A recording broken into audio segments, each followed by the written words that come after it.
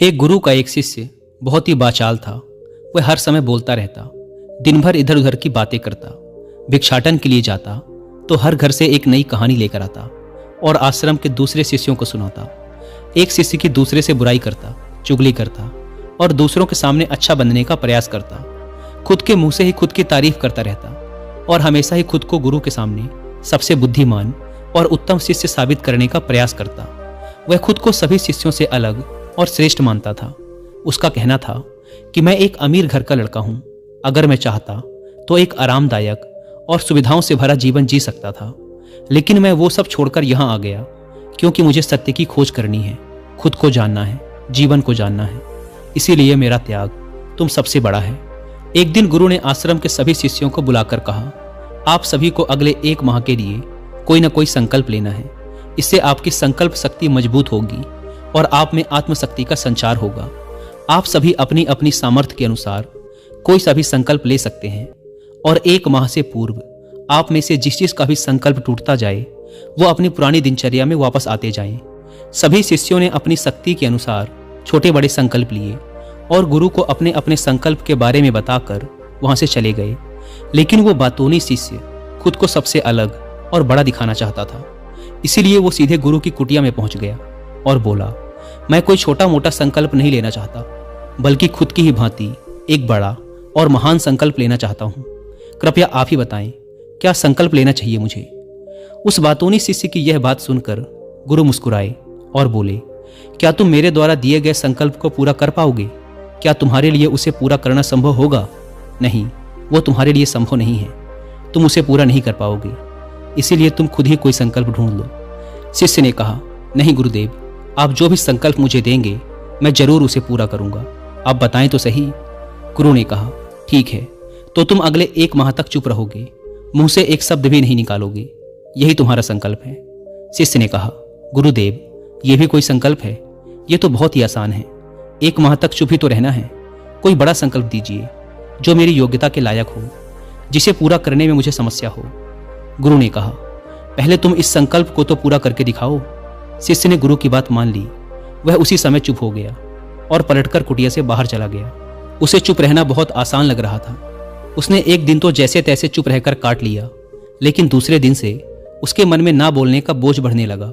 तीसरे दिन उसे भारीपन महसूस होने लगा और चौथे दिन उसके अंदर एक अजीब सी बेचैनी होने लगी, क्योंकि आसपास आश्रम के सभी शिष्य एक दूसरे से बातें कर रहे थे। वो भी अपना पक्ष उनके सामने रखना चाहता था, उनकी बोलती बंद कर देना चाहता था, लेकिन उसका संकल्प उसके आड़े आ रहा था। इसीलिए वो पूरे दिन सिर्फ मुंह और आंखें बनाता रहता। इसी तरीके से कुछ दिन और बीते और वह शिष्य बीमार पड़ गया। उसका सर फटा जा रहा था, उसका खाने पीने तक का मन नहीं कर रहा था, वह सिर्फ बोलना चाहता था। वह गुरु के पास गया और उनके सामने बैठकर लिखकर उन्हें बताया, गुरुदेव, मैं बोलना चाहता हूँ, बिना बोले मुझे सांस नहीं आ रही, मेरा दम घुटा जा रहा है, मैं अंदर ही अंदर पागल हुआ जा रहा हूँ, मैं क्या करूँ? संकल्प तोड़ दूं क्या? यह पढ़कर गुरु मुस्कुराए और बोले, संकल्प तो तोड़ने के लिए ही होते हैं, लेकिन जो अपने संकल्प को पूरा कर लेता है वही अपनी आंतरिक शक्ति को बढ़ा पाता है, और जो अपनी आंतरिक शक्ति को बढ़ा लेता है वह समझ और जागृति की राह पर आगे बढ़ जाता है। संकल्प का लेना भी तुम्हारे ही हाथ में था और इसे तोड़ना भी तुम्हारे ही हाथ में है। तुम्हारे बहुत से गुरु भाई अपने संकल्प को तोड़कर अपनी पुरानी दिनचर्या पर वापस आ चुके हैं। अगर तुमसे नहीं हो पा रहा तो तुम भी संकल्प तोड़कर अपनी पुरानी दिनचर्या पर वापस जा सकते हो। लेकिन याद रहे, अगर आज तुम इस छोटे से संकल्प को नहीं संभाल पा रहे तो तुम अपनी बाकी की पूरी जिंदगी को कैसे संभाल सकोगे? मुझे इस पर शक है। बाकी फैसला पूरी तरह से तुम्हारे हाथों में है। गुरु की यह बात शिष्य के दिल में चोट कर गई। वह बिना कुछ बोले वहां से वापस चला गया और खुद को अपनी कुटिया में बंद कर लिया। वह केवल अपने जरूरी कामों के लिए ही कुटिया से बाहर निकलता, बाकी सारे समय कुटिया के अंदर ही बैठा रहता। 15 दिन बीत चुके थे और आश्रम के लगभग सभी शिष्यों का संकल्प अब तक टूट चुका था, लेकिन उस वाचाल शिष्य का संकल्प अभी भी जारी था। संकल्प लेने के बाद से अब तक उसने एक शब्द भी ना बोला था। सारा आश्रम हैरान था कि इतना बोलने वाला इंसान चुप कैसे हो गया। 15 दिन बीतने के बाद वह दोबारा अपने गुरु के पास गया और लिखकर बताया, हे गुरुदेव, मैं बाहर से तो चुप हूं, लेकिन मेरे भीतर बहुत सी आवाजें हैं, बहुत सी चीख पुकार और शिकायतें हैं। मैं अंदर ही अंदर बात करता रहता हूँ। मेरा मन तरह तरह के प्रश्न पूछता रहता है। मैं बाहर से जितना मौन हूँ, भीतर से उतने ही शोर शराबे से भरा हुआ हूँ। मुझे शक हो रहा है, क्या मेरा संकल्प अभी भी जारी है? गुरु ने कहा, हाँ, तुम्हारा संकल्प अभी भी जारी है, लेकिन जब तक लोगों की ये आवाजें तुम्हारे कानों में पड़ती रहेंगी, तुम्हारा मन बोलता रहेगा, क्योंकि इसे तो आदत है बोलने की। तुम भले ही बाहर से चुप रहो, लेकिन तुम अंदर ही अंदर बोलते रहोगे। तुम्हें इन बातों से, इन आवाजों से दूर जाना पड़ेगा। शिष्य गुरु को प्रणाम कर वहां से चला जाता है और सुबह होते ही अपनी कुटिया छोड़कर जंगल की तरफ चला जाता है। कई दिन बीत जाते हैं, संकल्प का समय भी पूरा हो जाता है, लेकिन वो शिष्य लौट कर नहीं आता। आश्रम में सभी को डर था कि कहीं जंगली जानवरों ने उसे खा न लिया हो। इस बीच उसे ढूंढने की बहुत कोशिश की गई, लेकिन वो कहीं नहीं मिला। सभी गुरु भाइयों ने मान लिया था कि जंगली जानवरों ने उसे अपना शिकार बना लिया है, लेकिन गुरु को ऐसा नहीं लगता था। एक दिन आश्रम का एक शिष्य गुरु के पास आया और बोला, गुरुदेव, उस वाचाल शिष्य के साथ क्या हुआ होगा? क्या जानवरों ने उसे मार दिया होगा? गुरु ने कहा, हो सकता है कि जानवरों ने उसे अपना शिकार बना लिया हो, लेकिन उसके ना लौटने की एक दूसरी वजह भी हो सकती है। शायद उसे वो मिल गया है जिसके लिए वो गया था। शिष्य ने पूछा, गुरुदेव, क्या ज्यादा बोलना इतना हानिकारक होता है? गुरु ने कहा, इंसान के जीवन के बहुत सारे दुखों में से एक दुख ये भी है कि वो कभी चुप नहीं रह सकता, हमेशा कुछ ना कुछ बोलता ही रहता है। सिर्फ हमारे बोलने के कारण हमारे आधे से ज्यादा दुख पैदा होते हैं। परिवार के अधिकतर झगड़ों की वजह हमारा बेमतलब बोलना ही होता है। हम में से कोई भी चुप नहीं रहना चाहता, हम बस सामने वाले को सुना देना चाहते हैं। जो भी हमारे मन में है सब निकाल कर उसके मन में बैठा देना चाहते हैं। उसे समझा देना चाहते हैं कि देख, तू गलत है और मैं सही। आखिर ये कहाँ तक उचित है, क्योंकि दूसरा भी तो यही कर रहा है। और इस तरीके से सब एक दूसरे की सड़ी गली बातों को ग्रहण कर रहे हैं। फिर समय के साथ उन्हीं बातों की परतों को उकेरते रहते हैं और एक दूसरे को सुनाते रहते हैं। इस तरीके से सुनने और सुनाने का यह काम जिंदगी भर चलता रहता है, लेकिन इस नासमझी में हम खो देते हैं अपना समय, अपना जीवन, अपनी समझ और सबसे महत्वपूर्ण वो कीमती पल जो जिए जा सकते हैं, जिनको अनुभव किया जा सकता है, जिनमें आनंद को प्राप्त किया जा सकता है। लेकिन इसके बदले हमें मिलता क्या है? कुछ नहीं, सब व्यर्थ और बर्बाद हो जाता है। इस पागलपन में हमने क्या खो दिया, इसका एहसास केवल कुछ ही लोगों को हो पाता है। बाकी लोग जैसे उन्हें अपने आने का पता नहीं, वैसे ही उन्हें अपने जाने का भी पता नहीं चल पाता। शिष्य ने कहा, तो फिर इसका समाधान क्या है? गुरु ने कहा, पूरी जागरूकता के साथ अपने विचारों को देखना, यही एकमात्र तरीका है सारी मानसिक समस्याओं का। दोस्तों, वर्तमान में रहकर पूरी जागरूकता के साथ अपना काम करना जिंदगी में चमत्कारिक बदलाव ला देता है। ऐसा कहना है फेमस जैपनीज जेन मास्टर सुनरियो सुजुकी का, जिन्होंने अपनी किताब जेन माइंड बिगिनर्स माइंड में डिटेल से समझा रखा है कि कैसे एक व्यक्ति अपने रोज के कामों को करने के साथ भी अवेयरनेस यानी जागरूकता का अभ्यास कर सकता है और एक mentally stable and happy life जी सकता है। अगर आप चाहें तो इस किताब की हिंदी में समरी भी सुन सकते हैं कुक एफएम ऐप पर। यह बुक समरी आपको अपने आप से मिलाने में मदद करेगी और आपके जेन माइंड को जगाएगी। जेन माइंड एक ऐसा मन होता है जिसमें सैलाब से उमड़ते विचारों को भी शांत करने की क्षमता होती है। इस बुक समरी को अच्छे से समझने के बाद एक स्वतंत्र, खाली और शांत दिमाग आपकी पर्सनैलिटी का हिस्सा बन जाएगा। और कुकू एफएम की बात करें तो यह इंडिया का सबसे बड़ा ऑडियो शो प्लेटफॉर्म है, जहां पर आप 10,000 से भी ज़्यादा ऑडियो शोज को सुन सकते हैं, वो भी 7 इंडियन लैंग्वेजेस में, और इनकी इंपॉर्टेंट बातों के नोट्स बनाकर उन्हें बात के लिए सेव भी कर सकते हैं। आपकी और मेरी तरह 2.5 मिलियन से भी ज़्यादा पेड सब्सक्राइबर्स हर रोज इस एप्लीकेशन का यूज़ कर रहे हैं। वैसे इस प्लेटफॉर्म का मंथली सब्सक्रिप्शन पड़ता है 99 रुपीज़ का, लेकिन अगर आप यूज़ करते हैं कूपन कोड WI50 तो आपको इसके फर्स्ट मंथ के सब्सक्रिप्शन पर मिलेगा 50% का डिस्काउंट, यानी आपको पड़ेगा 99 की बजाय सिर्फ 49 रुपीज़ का। ऐप को डाउनलोड करने की link description and first comment पर मिल जाएगी।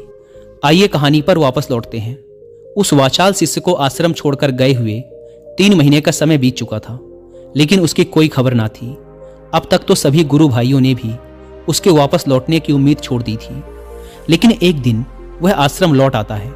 उसे देखकर सभी के आश्चर्य और खुशी का ठिकाना ना रहा। लेकिन अब वो नहीं था जो यहाँ से गया था, वो कुछ और ही बनकर वापस आया था। उसके अंदर एक गजब का बदलाव महसूस किया जा सकता था। उसके चेहरे पर एक गजब का ठहराव और आंखों में बड़ी शांति थी। आश्रम में आते ही सभी गुरु भाइयों ने उसे चारों तरफ से घेर लिया और बातें करने लग गए। वह भी अपने गुरु भाइयों से बातें करने लगा। उससे बात करने वाले सभी शिष्यों ने यह अनुभव किया कि अब वह पहले जैसा उतावला और बातूनी नहीं रह गया था। उसके मुंह से एक एक शब्द बहुत ही सुलझे हुए और मधुरता के साथ निकल रहे थे। थोड़ी देर तक गुरु भाइयों से बात करने के बाद वह सीधा गुरु की तरफ चला गया। उसने गुरु के चरण छुए और कहा, गुरुदेव, क्या मैं अब भी मौन हूं? क्या अब भी मेरा संकल्प जारी है?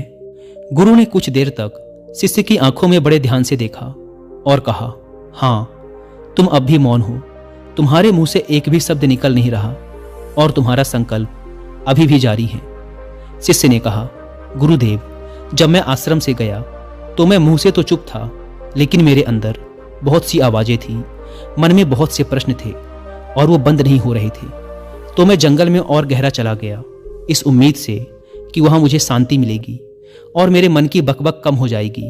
लेकिन मैं जितना एकांत में जाता गया, मेरे अंदर की आवाज उतनी ही तेज होती गई। मेरे भीतर की और पुरानी से पुरानी आवाज मुझे सुनाई देने लगी। तब जाकर मैंने महसूस किया कि मैं कितना गलत कर रहा था। जब मैं अपने परिवार वालों, दोस्तों और गुरु भाइयों को बुरा भला कहता था तो उस समय मुझे लगता था कि मैं सही कह रहा हूँ। जब मैं गुरु भाइयों की एक दूसरे से चुगली करता और उनका मजाक बनाता, तब भी मुझे यही लगता था कि मैं उनसे बेहतर हूँ और मैं सही कर रहा हूँ। लेकिन उस दिन मैंने पहली बार महसूस किया कि मैं कितना गलत बोलता था। काफी दिनों तक ये आवाजें, ये शिकायतें मेरे अंदर चलती रहीं। लेकिन धीरे धीरे करके एक दिन ये सारी आवाजें मेरे अंदर से समाप्त हो गई। अब मैं भीतर से भी मौन हो गया।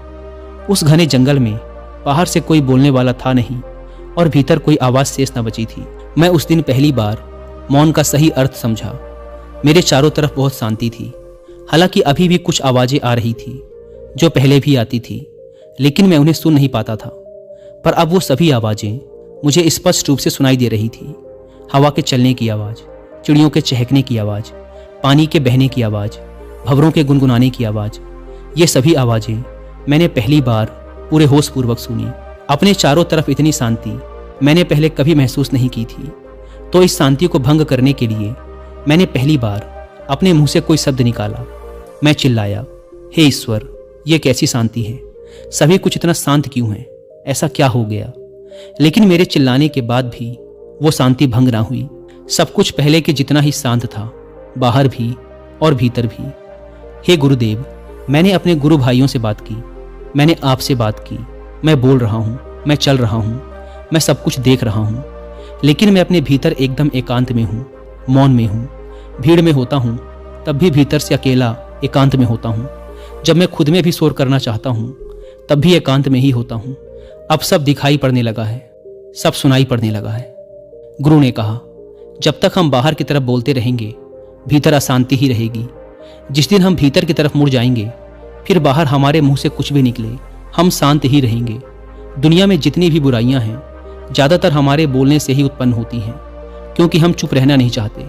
हम जितनी ज़रूरत है उससे कहीं ज़्यादा बोलते हैं। हम सामने वाले को सुनना नहीं चाहते, बल्कि उसकी बोलती बंद कर देना चाहते हैं। उसे समझा देना चाहते हैं कि मैं कौन हूँ, दिखा देना चाहते हैं उसे अपनी सारी सामर्थ्य। बस यही हमारी ज़िंदगी का मकसद बनकर रह जाता है। हमारी सारी ऊर्जा इस व्यर्थ के बोलने में बर्बाद होती रहती है। ऐसे पति पत्नी का जीवन दुखों से भर जाता है, जो हमेशा एक दूसरे को सुनाने में लगे रहते हैं। कभी एक दूसरे को सुनना नहीं चाहते, समझना नहीं चाहते, और चुप रहना तो उन्होंने कभी सीखा ही नहीं, क्योंकि चुप रहना उन्हें छोटा महसूस करवाता है। दुनिया की सभी लड़ाइयों का कारण हमारा बोलना ही है।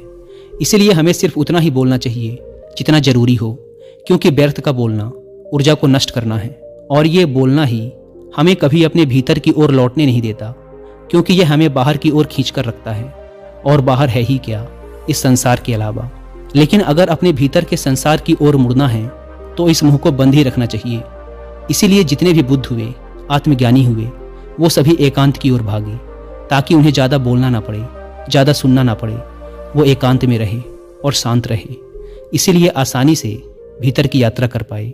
लेकिन अगर कोई चाहे तो इस संसार में रहकर भी एकांत में रह सकता है, शांत रह सकता है। लेकिन इसके लिए उन्हें अपनी ऊर्जा बचानी होगी, जिसे वो अब तक अपने व्यर्थ के शब्दों में बर्बाद कर रहे थे। दोस्तों, इस कहानी की सीख यही है कि व्यर्थ का बोलना ऊर्जा को नष्ट करना है, और यह बोलना ही हमें अपने भीतर की ओर लौटने नहीं देता, क्योंकि यह हमें बाहर की ओर झुकाए रखता है।